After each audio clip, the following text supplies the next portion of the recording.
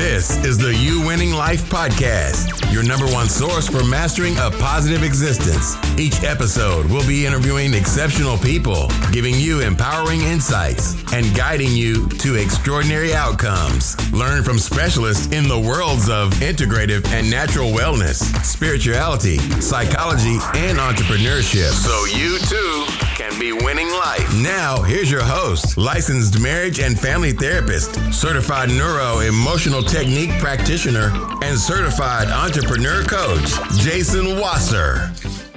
Today's guest is licensed clinical social worker, psychotherapist, workshop facilitator, Psychology Today blogger, and the author of Step Out of Your Story, Writing Exercises to Reframe and Transform Your Life, Kim Schneiderman. She integrates internal family systems, focusing on the Enneagram and Jungian archetypes into her spirituality-oriented psychotherapy, private practice in Manhattan. She's also, I don't even know how many years we've known each other at this point. A long time. Good friend, a long time. It's like, I want to say like 20 years, maybe. It's probably been at that point, right? So It's not only exciting to have you on as an expert in your area, as an author, but also as a long-standing friend. So Kim, thanks so much for hanging out with us today. Yeah, thank you. So right off the bat, let's start off with the idea, the story of how did you end up becoming a therapist? Like, what was that about? Like, when did you know? How did you know? And let's go into a little bit of that backstory, because that always fascinates me, how people decided to do that which they do. Yeah. So my career path didn't follow a straight line. I'd always wanted to be a writer. I actually wanted to work in copywriting for advertising. And I was sort of turned off when one of my English professors in college said that the greatest copywriters of our time had sold their souls to Nike shoes.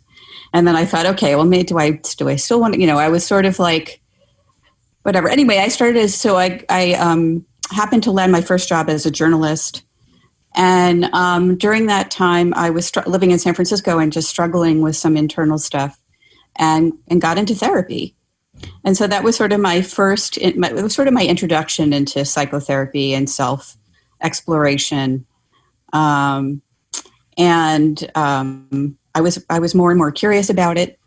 I also was at that time sort of beginning a spiritual journey, and that coincided with that.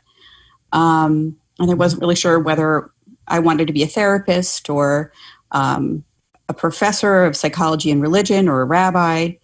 And to make a long story short, just through the process really of going to social work school and doing my first clinical placement at a family service agency, I realized that I really love clinical social work, and it kind of stuck. Yeah. Well, it sounds to me like all three of those areas, right? The business side, the therapeutic side, and the spiritual side do go hand in hand with the work that you and I do with our people. And you don't necessarily have to call it spirituality, but when you're working on self, right? Personal development, personal growth, right? We have this therapy and the new school way of thinking about therapy. That old school is what's that old joke? And it's like if you have a therapist, there's something wrong with you. But over the last, thankfully, 10, 15 years, and I see this more as the few years that I did my time in New York, back in 98 to 2001, the position was, if you don't have a therapist, there's something wrong with you. And do you think that there's been, right, that shift, especially maybe because you're in New York, you're in Manhattan, right? You're in the, the hub of one of the epicenters of the world. Do you think the stigma, on one side, it's really a two-pronged question. One, the stigma has changed, but two, the work that you do is not just about mental health. It is about spirituality. It is about personal development. It is, and that's kind of why your focus has led you where you focus. Absolutely. In fact, I'm part of an organization. It's a interdisciplinary interfaith collective called the Psychotherapy and Spirituality Institute. And what's different about us is that we welcome conversations that integrate spirituality or look through things. We take a mind, body, spirit approach to psychotherapy. And so much I think about this work, as you mentioned, is about use of self. And the more that you're developing and the more that you're growing, the more accessible, the more helpful that you can be to other people. As you deepen in your own compassion towards yourself, you create a space to be more compassionate to others. Yeah. So let's talk a little bit more about like this narrative, because I know one of the things that you and I are both huge fans of is like this narrative that we carry, right? I'm trained in marriage and family therapy, and one of the models that we're big about is both solution focused and narrative therapy. And I know that's something that you've really delved deep into. You have written a book about this type of thing. I remember years ago when I first started off in therapy, and there was all these models that talk about scripting, right? Now turn to your partner or turn to your friend or turn to your family member and say this. And now you turn back and you acknowledge it and you say this to them, right? And it felt like very forced and very like not organic.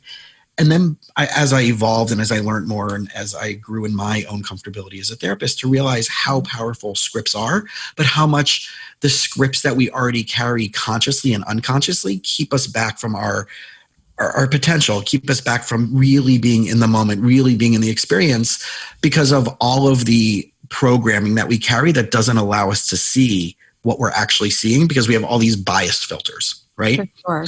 So can you break that down for us? Can you break that down for the listeners about what that means? A, what's a narrative? B, what are some of those potential scripts and filters and layers or schemas or what are all the different terms that we can use to throw at it that you help people see that we should be acknowledging and maybe looking for as we journey and experience our world? Sure.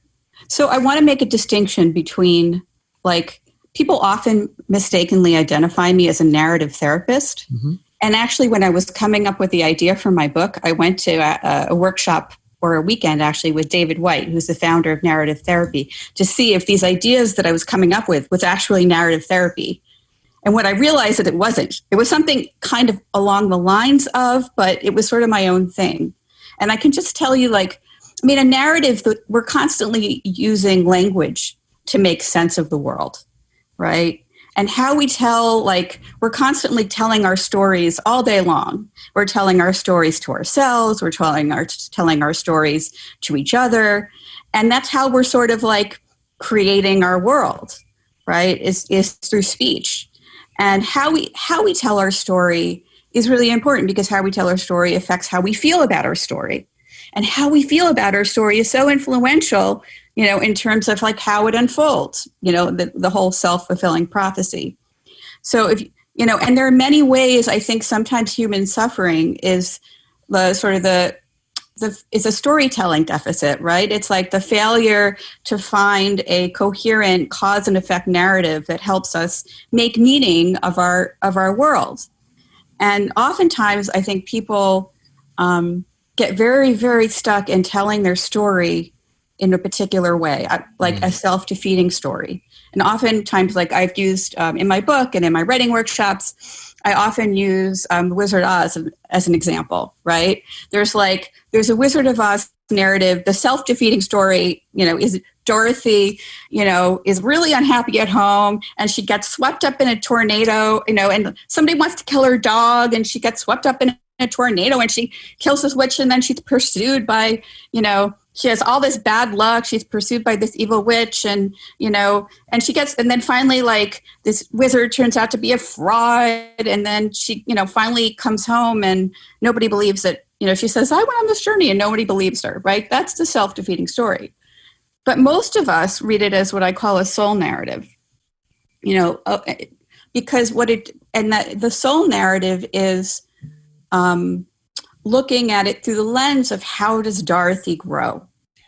She starts off as this really sort of disenchanted young girl who dreams that, of greener pastures over the rainbow. And then, through no agency of her own other than running away, she's swept up into this other universe where she undergoes all these kinds of trials and tribulations that helps her really get to know her own heart. Mm-hmm. And by the end of the story, she's a different person, right? And so my narrative therapy is really about my way of narrative therapy. And again, I don't do traditional narrative therapy. is really looking at your life as an unfolding story, a unique, unpredictable, dynamic, and potentially heroic story that's open to interpretation, especially your own. Right. And so and seeing yourself as the evolving, protagonist in that story, and really, really, and I want to say one more thing. I know I'm talking about, is really, really valuing character development and your own character development. So that's how I see it. Well, one of my favorite new phrases that I've adopted from one of my coaches, Coach Michael Bird, is you can't see the picture when you're in the frame. Mm-hmm. Right. So a lot of times the story that we keep telling is a broken record that will only allow us to get the same outcomes of the story that we keep telling.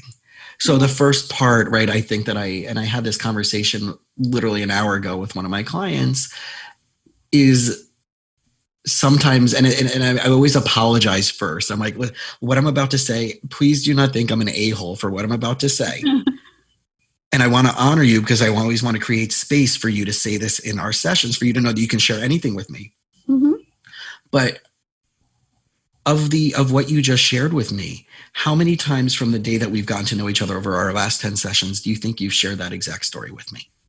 Mm-hmm. Right? Mm-hmm. And how much more about that story do you think I need to know, or do you think I don't understand or don't get? And then 3, if you need to keep telling that story, what do you think other people aren't getting about you and the experience you're having through that you need to keep telling that over and over again? Wow. Right? Yeah. And 4, how do you feel when you retell that story? Right. Yeah. So I'm trying to distinguish, right. And as I'm sure you have your ways into that, of, is it you? Are you being you, or are you being the story that you're telling?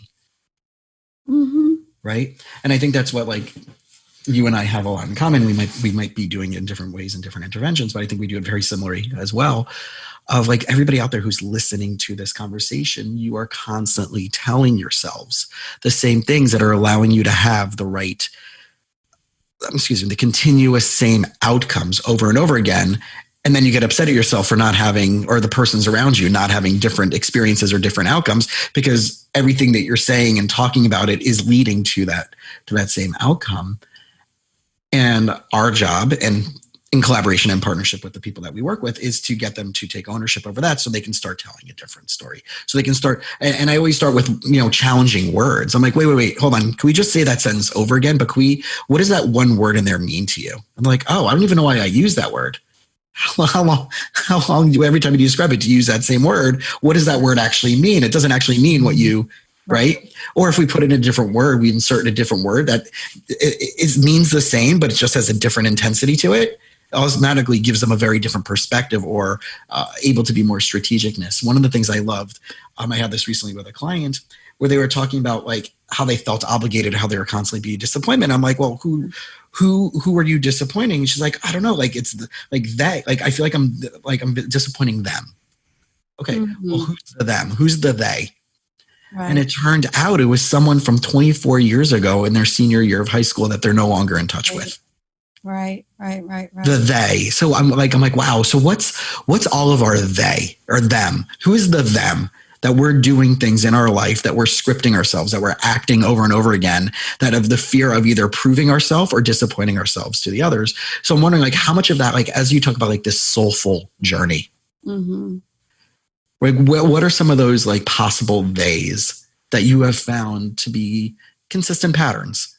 Because I know, right, you get into Jungian stuff and you get into Enneagram, which let's spend some time on that lens, in this answer. Well, actually, as I was listening to you, it's so many paths to the same mountaintop.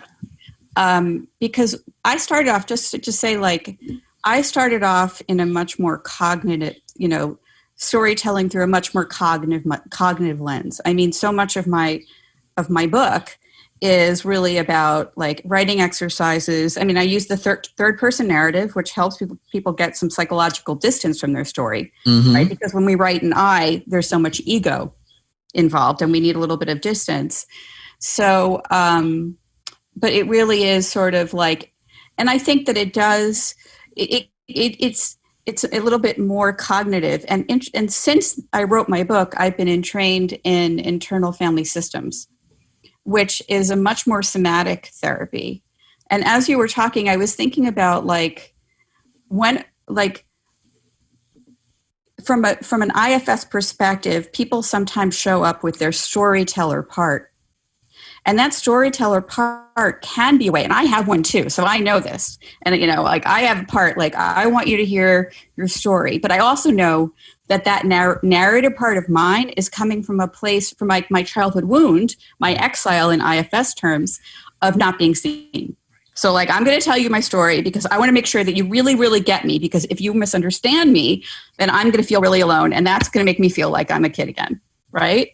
So, and that my existence may or may not have any validity or or value. Right. Well, whatever. Yeah. Right, whatever that story may be. Right. And I mean, so the storytelling part can be a way of getting someone. Because one of the questions, a typical IFS question, is if that part couldn't do its job, why is that part doing what it's doing? And if it had to step back, what is it concerned that you would feel? The idea is every part's trying to protect you and help you in its own way. And sometimes it's I'd feel, a particular grief, or I'd feel sadness, or I'd feel, it's trying to keep you from some sort of pain. And so I think storytelling parts can at times get us in if someone's telling the same story over and over again, it can be a way of avoiding that pain or that wound that it's protecting, And sometimes it becomes the scapegoat. I want to just go back to the they. So in the way that you found that they was from 20 years ago, in IFS, and sometimes IFS is done with your eyes closed, and I have people sensing into different embodied parts of themselves, you'll find out that a memory will come up, right? Because our parts are stuck in the past. That you'll find out in a different way, through an embodied way. Your body will reveal, your body needs to feel safe enough to share its story. And if you can create that safety, it'll show you the story of the they, as opposed to somebody telling you. Right. So that's why I'm thinking it's different ways of getting to the same. Yeah, right. Well, I mean, any good therapist shouldn't be telling them what that is, right? Right. Unfold that package.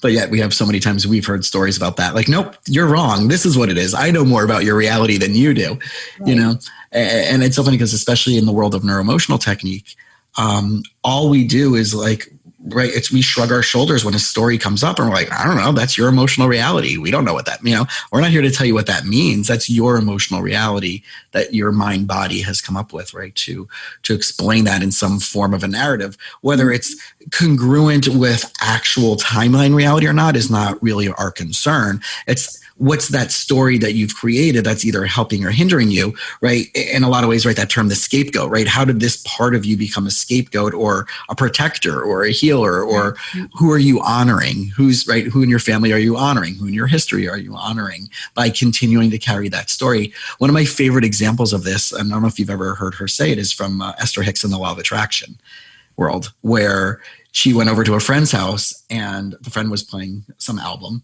and they're oh, that's really interesting music. She's yeah, it's my mom's favorite album. She's well, is your mom here? And she's no. She's well, that's cool. Do you like the music? She's no, I don't like it. She's well, why are you playing it? She goes, well, because it was my mom's favorite album. Right. And how we constantly do that in so many different parts of our lives, where we're unconsciously, honoring things even that we don't feel good for us. Things that don't uplift us, things that don't allow us to be more expansive, because we're doing this unfinished business of honoring or playing out some type of role in some way, shape, or form. Right. That doesn't necessarily serve us, right? On one side, it serves us to be dutiful, to be honorful, to keep a connection. But can we find a healthier, better way to honor, keep connection, and stuff like that? And right. So the devil that you know is better than the devil that you don't. And sometimes it's the devil that you aren't even aware that you know. Right. Right. In this unconscious. Well, that's why, and I wanted to talk about this, why I think right now is a really unique time in our lives. I mean, it's a really challenging time and heavy time. But it is a unique time for for us to really step out of our stories and ask ourselves, like, who's writing our script? Mm-hmm. What character am I playing? And does that fit? Right. And also, and I think this is individually and collectively, right? It's like a time to pause, because we've been for so long so busy, and myself included, in playing these roles, and staying on top of these roles that we play, and not when you're so busy, you just don't have time to do that kind of reflection. I think this time really can be a really good, and has been, from what not only for myself, but like I'm noticing in a lot of my clients. And that's not to say that this is not to whitewash over all of the pain, because that is present. But this is an embodied crucible that we're in right now, and that's pushing us to feel the pain in the areas of our life that do not work, and both individually and collectively.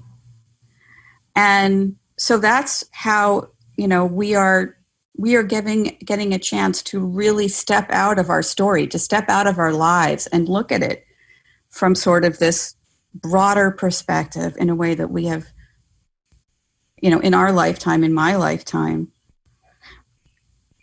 never been collectively. Maybe individually, some of us have had these experiences, these dark nights of the soul, or, the loss of a parent, which I've been through too, to cancer, where you have that alone or with a few people that you share the loss with. But as a society, it's really different. And everybody, it feels like everybody's doing that work, Yeah. Well, do you find it's more, I don't want to use the word polarizing, but maybe more binary, where there are people who are, the word that I think was used the most the first 30, 45 days of this, especially in my entrepreneur circles, is pivot. How are you pivoting? How are you taking advantage of this? How are you not being a victim to this? How are you, especially if you're a business owner, right? Like I had to, within the span of 24 hours, actually the second to last weekend of March, I was in Asheville, North Carolina, doing a retreat with a buddy of mine for some young professional entrepreneurs. And Saturday night at 1 o'clock, 2 o'clock in the morning, I had to compile an email. I had to make sure I had Zoom and set up the rooms and make sure the privacy was coming in. And I had like people in the group like, okay, now try to log into my thing. And like all of a sudden one of them popped in and like, oh crap, that's going to break confidentiality. And no, what setting, right? I had to like literally reformat my entire practice and then type up an email and they'll talk about copywriting to make sure that I had only 2 clients who said they didn't want to continue. One I did after our conversations continued, right? After saying, I'm not sure if I want to do this because it's going to be weird, right? But the way that I languaged my email to my clients was not, do you want to continue? But the practice is continuing. Your session is scheduled as usual. Instead of driving to my office, this is the button you're going to click to talk to me. You're still going to have a waiting room. It's not going to be the waiting room in my office. It's going to be a waiting room as my session ends, and you'll see it. It'll literally say the waiting room, right, as Zoom has it.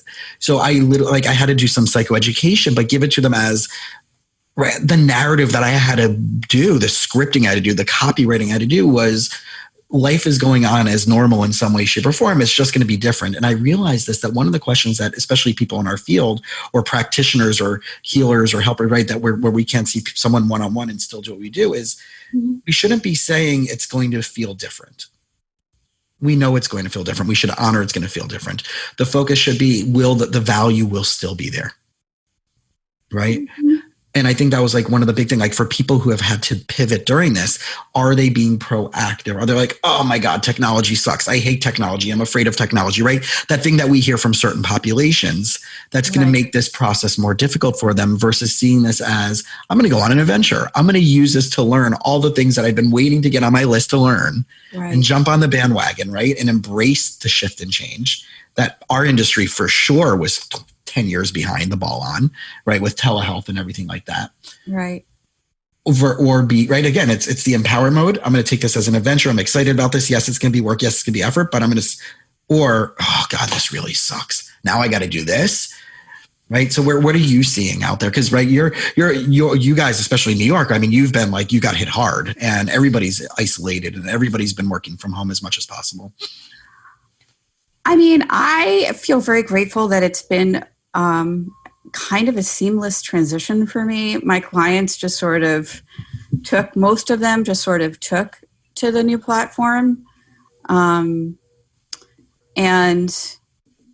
I think I'm part of this group and we meet every Wednesday morning and share our experiences, and everybody's a little, has Zoom fatigue.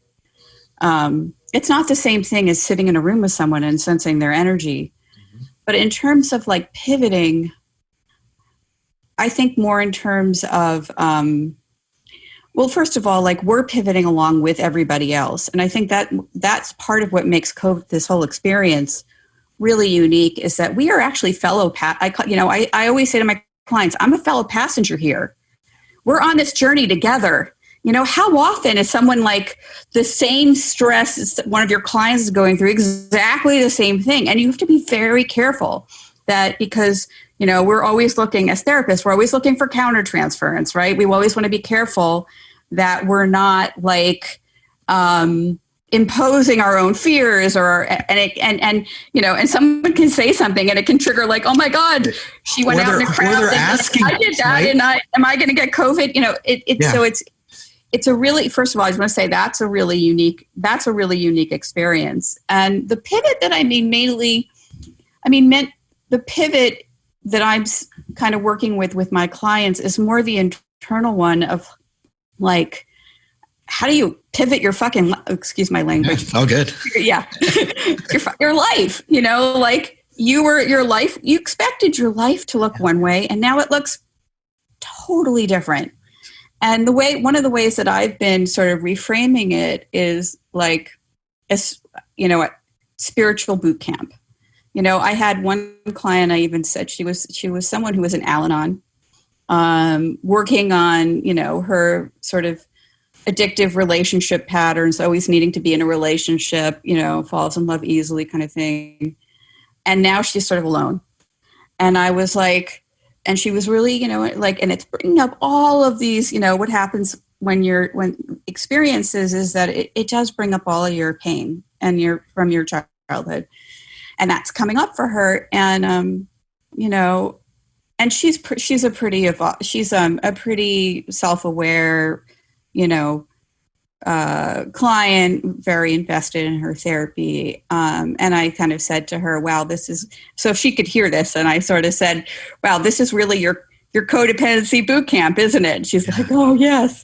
And that has been her whole and that really helped her. It helped her reframe the whole thing. It's like, oh, this is my opportunity to work on my stuff.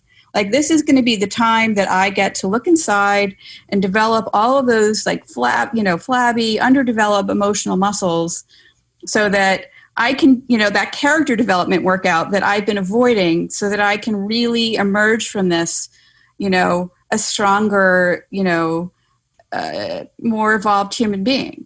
For sure. So that's kind of the pivot I've been working on sort of with everybody. And and then I just want to talk, and there's the really hard stuff. I mean, one of my clients is, there is a very well-known restaurant owner and chef.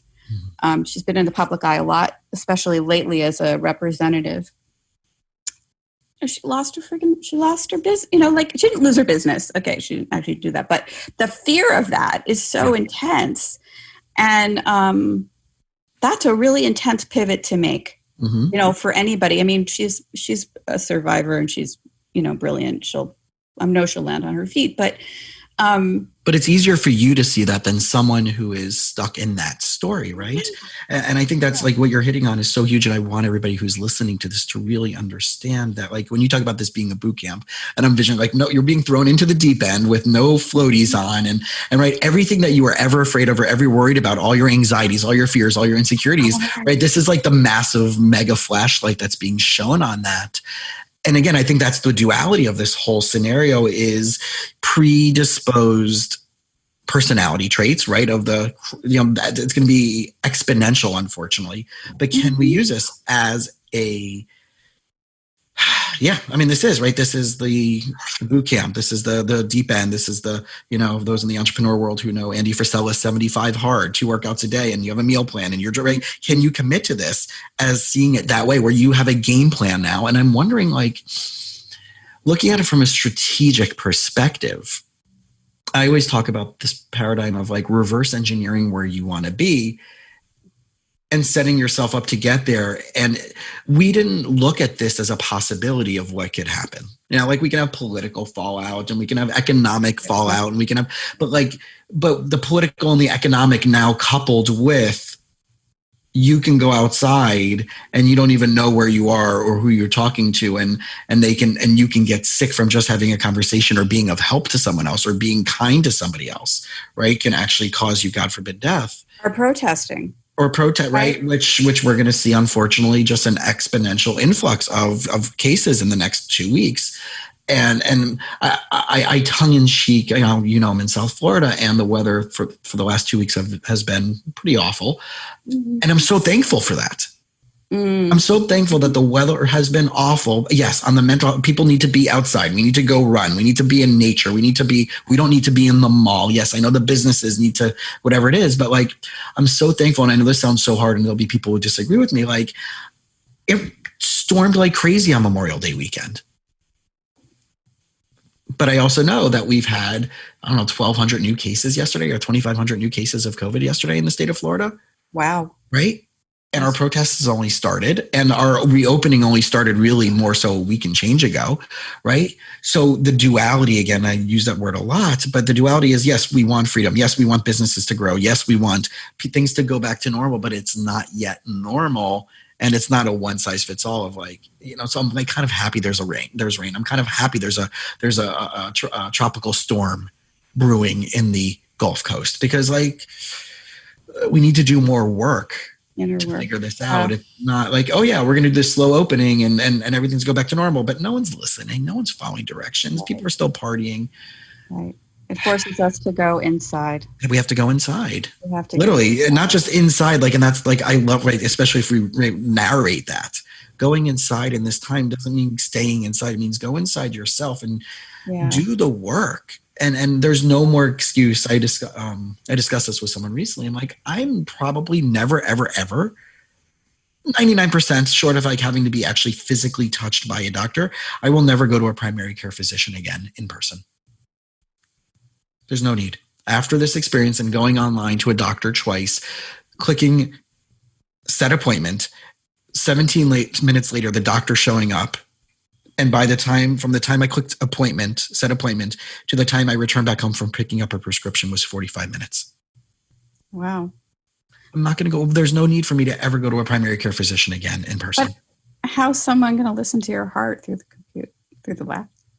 I mean, I don't know. I haven't thought. If I need to do that, that's fine. But right, but I think we're learning that like certain diagnostic methods that have just been because are no longer necessary. Right. If I'm not exhibiting, right, this thing of like, we have to check your heart to make sure you don't, okay, fine. Like, I don't have asthma. Mm-hmm. I don't, I do, right. I know what I have. I know what I don't have. And if there's a trust, if you start listening to your patients / clients more, mm-hmm. right. If you start trusting, right, this is part of our medical, right, where we as therapists are, you and I probably see our clients more as clients, we see them as clients, not patients, not patients. So therefore we're a consultant. We're not the end all be all expert, right? That's where I think you and I are very similar with. Right. Versus in the medical field, the medical model, we know what's right for you. You can't be an informed consumer. We're going to tell you, even if you did your research, we're still not going to trust you on the research you've done, because who are you that you found that on the internet? How dare you be an informed consumer? Right. That's starting to change, I think, with this a lot more. Yeah. I mean, I hope that while I think that technology offers lots of opportunity for innovation, I just hope that it doesn't, that we don't lose that human connection of being in each other, that's so important. I wanted to say something about the spiritual boot camp too, which is that spiritual boot camp doesn't mean pushing yourself to do a million things. So, and I think that many people I've heard both friends and clients saying like, I'm just so overwhelmed. I can't like, I thought I would work on this. I can't do it. And I think that's okay. I mean, this is about like your spiritual boot camp doesn't actually have to be an actual, goal-oriented workout. It can just be like feeling into your pain, getting in touch with, not getting stuck, getting stuck there, but like really getting to know yourself and like feeling your friggin' feelings, Which it doesn't have to be task oriented. It doesn't have to be. Task oriented. And I think that's, that's sort of like as a society. And I was sort of sharing this with someone recently. We're so measured by our achievements and our gains, and not by our vulnerability and our inner growth, which is so hard to measure. Yeah. I mean, the only one sometimes the only person that really gets that is yourself. I mean, usually those people that are closest to you can say, wow, like you're handling things a little differently than you used to. Mm-hmm. I see, but usually it's much more about how we feel about ourselves or how we show up in the world, how we feel about our lives. Mm-hmm. And, I can just speak for myself that it was a real, like everybody else, it was a real jolt when this whole thing happened. And I was in the middle of like a lot of stuff that I was, had a lot of goals about. And, after kind of like grieving these, my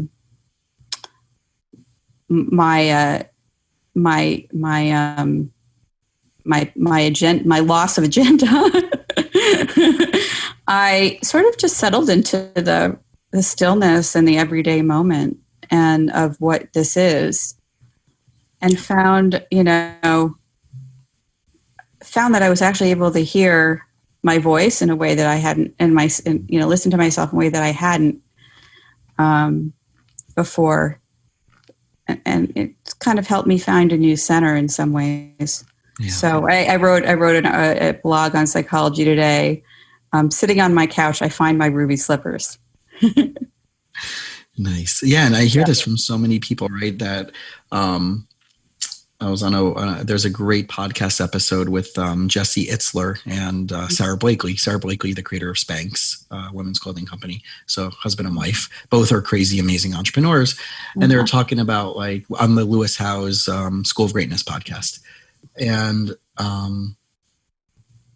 he was talking about like at the beginning, he's like, this is going to be amazing. Like every week I'm going to write a new book and then I'm going to do this and then I'm going to do this. Right. And he's like, after week one, he's like, yeah, that's going out the door. Like, I remember like at the beginning, like everybody's like, this is like a forced vacation. This is so amazing. Now I can clean my apartment and now I can do this. And and you do see all these people right at the beginning, like, especially mm-hmm. on social media, like, it was like, oh, now I'm doing a home garden. Now I'm baking banana bread. Now I'm doing right now the thing, right? Especially I see it in New York with my friends in New York is the sourdough starters, right? Yeah. Everybody's making their sourdough, right? So now all the ingredients for sourdough bread is out. Banana bread was a few weeks ago, right? Or growing their own seedlings, or like, it's like constantly progressing.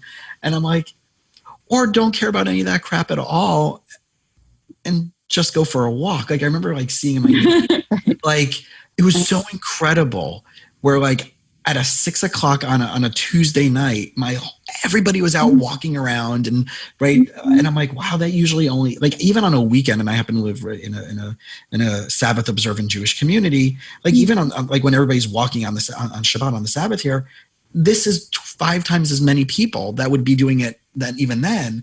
Like, this is incredible. This is the Florida that I would always wanted to see. Yeah. I don't have to go to Boulder, Colorado to see that. I'm finally seeing that here.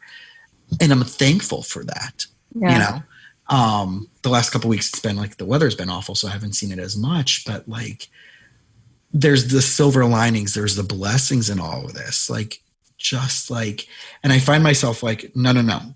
Don't keep my phone out when I'm running. I don't need to check. It's like, just listen to music, go for my walk, go for my run. I don't need to like, and it's hard because like you said, like we're on the computer all day, digital technologies all day. Mm-hmm. One of the things I'm finding that has been very recharging for me and very restorative for me has actually been not taking my one-on-one time, which I have blocked out, but actually leading more groups and workshops during this time. And how I find I'm so much more energized and the time is going like this when I'm doing something like this for a group. And I didn't realize that before this time frame. Right. And I'm like, wow, okay. So maybe one of the things I do need to focus on now is how do I get now in front of more people to bring more value post this scenario and make that more part of my career than just the one-on-one therapy, and start working more on groups and presentations and workshops. And that came out of me literally being on the screen 3 to 5 times a week now, teaching different things for different groups, specifically for young professionals and young entrepreneurs, our age bracket. So that's so my thing now is, by the time this is over, let's say by September, I'm going to literally go back and say, like, between April something and September 1st, I literally did 350 online webinars. I did, right, whatever, blah, blah, right. And I can now make it as a, as a cool fact in my head. I'm like, wow, okay, that's pretty cool. So I was able to be in front of this many people, able to help this many people. It wasn't just, right, obviously my clients are my clients and I love them. But I didn't just like, okay, now I'm done at the end of the day. Right. I'm going to sit and watch Office reruns, which I do. It's a good show. Right. Yeah. But I was able to add that to my repertoire, and I've learned so much about myself and what I'm enjoying and where my energy, if we want to get into the Enneagram stuff, right? Of like, what do you do when you're fully at your best versus when you're responding from a stress point, or when you're responding from a fear point, or not, right? Yeah. I mean, first of all, you're inspiring me, because I have not done a writing workshop, which is, I have 2 scheduled this month. Stay tuned. Look at my website or my Facebook page and you'll see the information. But I've been more focusing on, I've just been really busy with clients individually and doing some of my own writing. And also just keeping up, I've done, like, today was day 49 of my, of meditation, like 10 minutes of meditation, which I've never been able, like forever. I've been wanting to do meditation practice. Never could do it. And, but I think, the way I'm sort of looking at it, Jason, is that we are entering like the 3rd trimester of of a rebirth, like of maybe possibly 9 months, who knows? But the 3rd trimester and a really, like, for many of us, a really difficult pregnancy, and there are moments of like, bliss. And when we feel, in times when we even feel like, pregnant with possibility,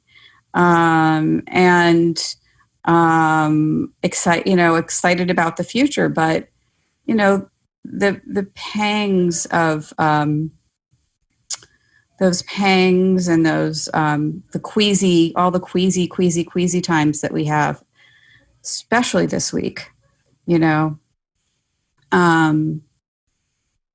are all part of this process. And, I hate to say it, but, no pain, no gain. Like, if we're going to grow, if we're going to rebirth ourselves, like, we have to move through all of the feelings, and just like also really appreciate those moments where we're like really jazzed up because we did a great webinar and, wow, this is what I'm meant to be doing, or a podcast, that felt like, oh, spot on. I want to be doing more of this. So, all of that, to make room for all of that, Well, we can't become a diamond without millions of pounds of pressure on us, right? Right. Now it's, again, like, now it's very much it's everywhere we go, this 1,000,000 pounds of pressure. We might have felt it, or we might have like realized, yeah, there's something here, something there. This part of my life needs some improvement. But I think we're seeing it in, like, especially for people who are, like, I always like ask the question over the last couple of weeks myself, like, I'm alone, right? So the only people I'm seeing, and I just saw my family for the first time in the last couple of weeks since March, and we're now, right now, that was the end of May. And they live 15 minutes away from me, and we haven't seen each other in person until then. But like, it's like, wow, okay, so I'm alone, I'm by myself. I see my neighbors in the hallway, or I see them out when we do a lunch together, on Shabbat or on the holidays, the last couple of weeks, with our socially appropriate distancing. But like, what would it be like if I had someone living with me right now? Right. Or, so, and I have my couples and my families that I'm working with and like with the kids and whatever else. So I'm always asking like, okay, like I'm trying to be conscious of that space of like, I can't just look at how I've been dealing this by myself living alone. And yes, it's isolating. Yes, it's lonely. Yes, it's, but I don't have to worry about like someone else's noise in the other room while they're trying to work and them being on conference calls. I have to worry about my neighbor who's walking up and down the hallway taking his calls, which, not being mindful of everybody else working from home, right? And thinking that the hallway is now that person's office space. But but on the other side of the coin, of people who are like home and they're with families or they're with partners or they're with whatever people that have to take care of them. And they're like, oh, well, maybe it would be better if I didn't have anybody around me. It's like there's always the duality and the grass is always greener, especially in this circumstance. And it goes back to a script and a narrative and like our biases are being shown of, well, why am I really okay? Why am I really okay not being bothered by someone else's stuff right now? Right. I mean, I think everybody's experience has its own set of challenges, except for maybe people that are, like celebrities who live on their own little private islands. Yeah. But, who knows what's going on in their individual lives. Yeah.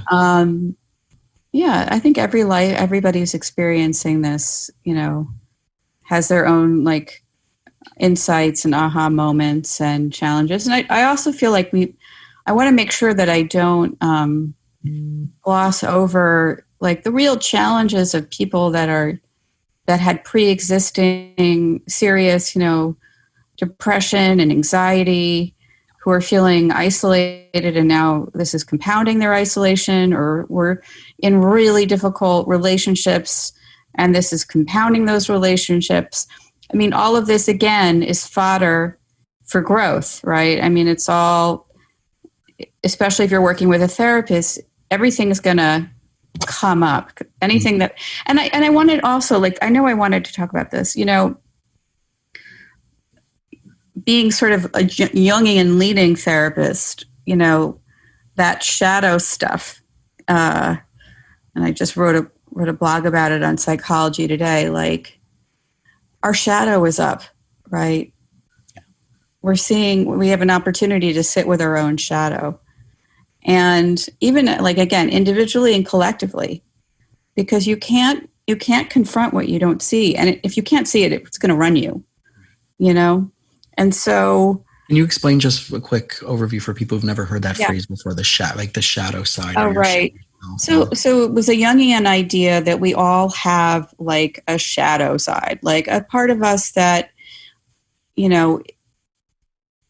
for lack of is sort of tend towards like, parts of us that are like jealous or angry or resentful or, angry, or like have evil thoughts from time to time. I know I have them when I watch the news. But about a particular individual who I don't even know if I can call him. Not watching the news solves that problem. I know. Right. So, but we all have this part of ourselves that we don't want to look at because it's like, yuck, ugly. That ugly part of ourselves that are why are you triggered? I don't want anyone. I'm going to stuff that under the carpet. I'm going to make sure that nobody sees it in my Facebook posts. I'm going to just push and like, but like when we're triggered by what we see or what we hear or other people, which is usually our biggest trigger, that shadow is going to be up. Or what we're not. Or when when there's nobody around and we just have ourselves, some of us can be our own worst enemies, that it's going to be up.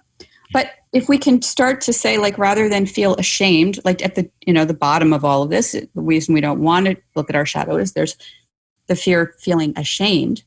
But if we can kind of understand, accept that everybody has this shadow, like everybody's got it, and like be curious about it. And Jung's idea is that when we're not aware of our shadow, when we kind of want to repress all those ugly places, it runs us in our behavior. And we see it, by the way, in some of the actions I don't know if I can get political here, of our president right now. I mean, who's very much run by a shadow that he can't see. But if we can sort of start to get to know it and be like, oh, there you are, jealousy. Yep, I know you. Let's like look at what that's about. Oh, maybe there's, or like, oh, resentment. If we can start to really get to know these shadows, we can have a different relationship with them. There's usually some deep childhood pain, either invisibility, unlovability, feeling, inadequacy, not feeling wanted, not feeling enough, not, all of that that's underneath of it. And even get to know that part of ourselves that was wounded back then. I mean, in IFS, there's like a really deep dive into getting to know and hold and deeply get that part of you so that it can be healed. Because it's usually the idea is that like our child brains who were looking for love and attention or acceptance, when they didn't get it, children think it's all about me. And that idea that it's all about me stays sort of stuck. It's like a splinter, a thought that becomes a splinter in your being and you don't know it's there and it gets triggered.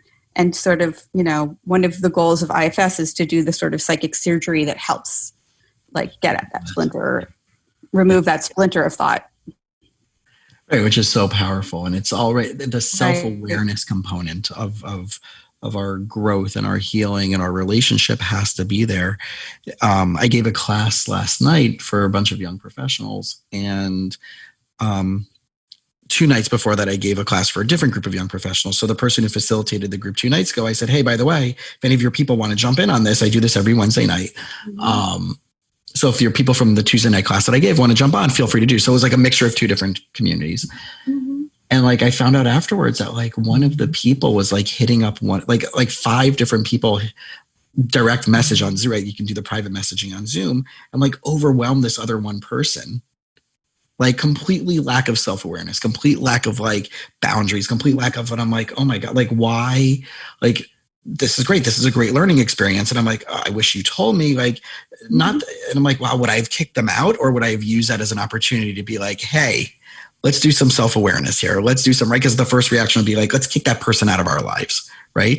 Mm-hmm. Which is our visceral response to everything, that especially like on Facebook, well, I'm going to unfriend them. I'm going to block them. I'm going to, right? Or I'm going to teach them what they're wrong about, because that ever works, right? And that's a whole nother episode, which we can have on that. Like, you're never going to teach anybody anything that they're already not willing to want to learn. Right. But the idea of like using these moments. So I reached out to the organizer of that other group and I'm like, let me tell you what happened. And here's what I think we need to do as a possible. And the person was like, oh, no, well, if I knew that, I would kick them out of my group. I'm like, no. We have a tremendous opportunity here to invite all of those people to a workshop on self-awareness, on boundaries, on appropriate communication, right? Yeah. And let's use it as like, if you're not getting what you want out of the attempts that you're doing, why keep doing it over and over again? Mm-hmm. Are you open and willing to learn how to do something differently? And then now we have a conversation set up to how to brainstorm that and to actually make that into an actual paid workshop as opposed to like the immediate default. Well, they're different. I can't believe they did that. I can't believe they offended my friend. Yes, they offended my friend. I told my friend that they should have told me right away. They should have I'm upset at my friend that they didn't tell me right away that this was happening but it was your class. And I'm like, yeah, but it was your class. I didn't want to bother you. Someone felt unsafe, right? That's more important to me. So we can use it as a pivot to now, like, are you open to having a dialogue around that? And I think that's the first step to self-awareness is, are you willing to have a dialogue? Are you willing to see your shadow? Are you willing to hear a different perspective? And everybody out there needs to ask themselves this question, like, and maybe you can ask it better or state it better than I can, is like, what are you not willing to hear in the regards of feedback about yourself from the people around you, whether they're incredibly close to you or people that you meet in past, about their judgments about you or how you might come off? That might be beneficial to you in helping you get more of what you want, especially in these type of settings, right? Where in group social settings where now we're being isolated. Now we really want to connect. Right. But like, what would be the last thing that you would want to hear about yourself from someone that you might not even realize that you're putting yourself out there in a certain way, or that you're acting in a certain way that you would be like, this would be absolutely mortifying and horrible. And like, I completely, just not in alignment with my values that you might be split about. That would reveal the shadow for sure. Yeah. Whatever they're afraid of would reveal the shadow. Right. Yeah. Then, like if that happened, people wouldn't like me and I feel ashamed and it would bring up my unworthiness. But yet that they are probably doing all those things that are causing those things to happen. Right. Oh, for sure. Right. For sure. It's a self-fulfilling prophecy. I mean, so many people like can't see their own shadows and, neither can we. Right. Yeah, right. I mean, I try, but I don't know. Well, you've known me long enough to see all my shadow stuff. So after our call, I'm expecting to give me the 34-point bullet list of all the things that I haven't seen since you've known me. So, It's been a while. It's been a while. Right. Our last get together was over sushi. So after your book tour. After my book. Yeah. So let's wrap it up with that. Right. So you have this really awesome book. Just please share with everybody listening just a quick understanding of the book, what you want them to get out of it by actually going through the steps in the book. It's really, really awesome. I've referenced it in with clients. I have one copy actually. I ended up with 2 copies that night at Books and Books down in Miami when you were here. So what can, by someone getting this book, what can they hope to get out of the work that you're challenging them to do? I think it can help give them a new lens on who they are, where they're going, and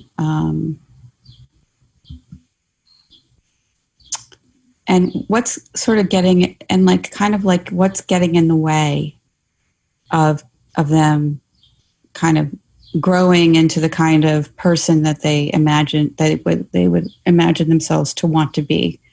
I mean, the book itself is, the idea of the book is that, like, again, I said before, like every life is an unfolding story.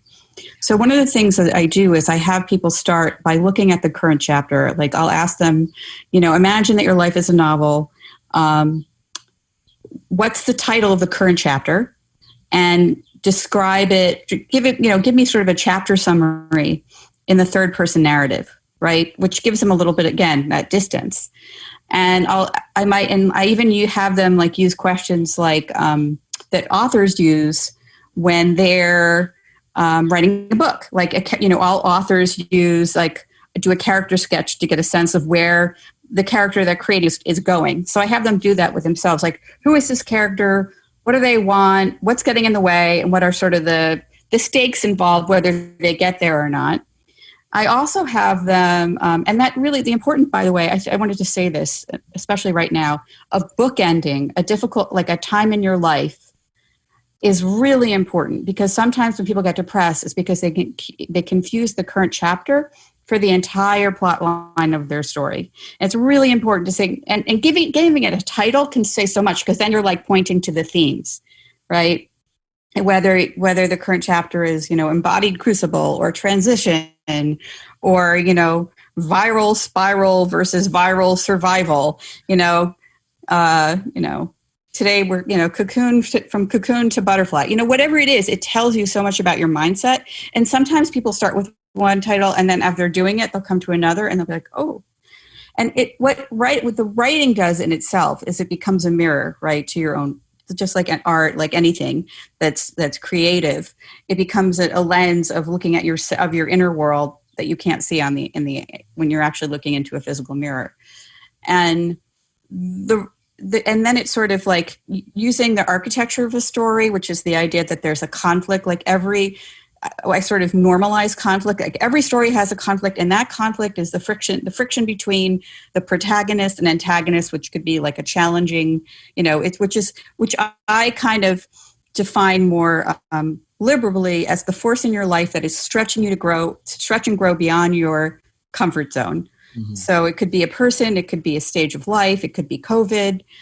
And I have people look at like what supporting resources did they have in their lives? Like what strengths does this character already possess? Where are the areas where they need to develop? And then I actually use dialogues Like I have people dialogue with different parts of themselves, and they're guided dialogues so that they can kind of like, they can see that their fear is just trying to protect them, and they can either talk back to fear, or they can also dialogue with with what I call a growing edge, a character trait that they want to develop, like courage, and dialogue with courage, and have courage tell them how to make the next step.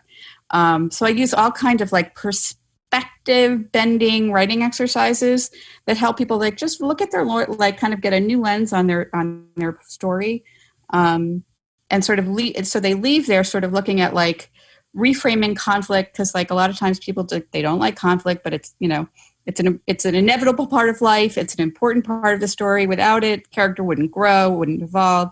So it's looking at how can you grow through that and be in charge of, even though we can't control what happens, like we can't control our plot line in some respects, right? Like things happen sometimes, COVID, all of this stuff. Like we can't control it, but we can take charge of the narration of our story by sort of looking at like the ways that we are going to respond to the shifting tides of our storyline. And so in that way we can feel empowered. And so people usually come through it having gone through sort of this sort of what I call a character development workout, character development boot camp, where they're really looking at that challenge, and by the end, but towards that resolution, they have like a new perspective on their story. Awesome. Yeah. And I also I have a daily I just want to say a little plug. I also have 2 courses on the Daily which are only like $15, and they're 10 weeks written courses, do in your own time. One's called Reframe Your Narrative About Challenging Relationships, and the other one is called this was their title, not mine, but it's funny. It's your fault, not mine. So, which sounds very much like what we're going through in today's day and time. And so, and again, the name of the book is Step Out of Your Story, Writing Exercises to Reframe and Transform Your Life. And put obviously the link to that in our show notes. And if they wanted to reach out to you directly, where can they do that? And they can go to my website, stepoutofyourstory.com. There's like a little contact section. They can also go to my Facebook page, I have a Step Out of Your Story Facebook page. They can also find me on the Psychotherapy and Spirituality Institute website. So, yeah.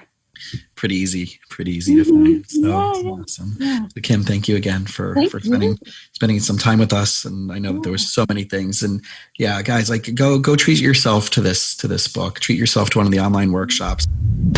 Thanks for listening to the You Winning Life podcast. If you are ready to minimize your personal and professional struggles and maximize your potential, we would love it if you subscribe so you don't miss an episode. You can follow us on Instagram and Facebook at Jason Wasser, LMFT.